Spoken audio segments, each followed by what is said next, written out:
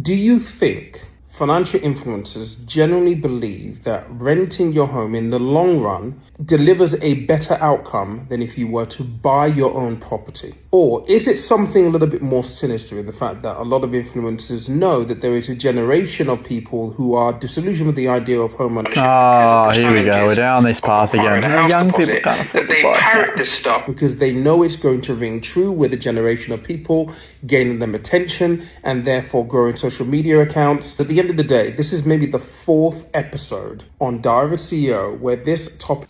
Shut up. What he's saying is, do you think that people actually believe that renting your home is better than buying your home? And the answer to that question is absolutely yes. Now, the garbage that he goes down to say, oh, the reason they say that is because people can't buy their own home. No, the numbers look better when you rent versus buy. And the reason for that is because property prices have gotten more expensive and the rental yields for properties haven't kept up with the growing value of the properties, which means you can generally rent a home that's worth $1 to $1.5 million plus for a half or maybe even a third of what it would cost you to buy that same property, assuming you are taking on 80% debt. Now, the other benefit to rent vesting or renting your home and using the surplus money to invest, you have variable lifestyle costs, meaning that if things change, you lose your job, business slows down, or the inverse of that, it gets better, you can change where you live much easier and much cheaper than buying and selling and then obviously having all the costs associated with it. If you then go and invest and assume you go and buy investment properties, all of your debt then becomes tax deductible versus owner-occupier debt being paid for with after-tax income. You also then can build a much larger portfolio and actually build wealth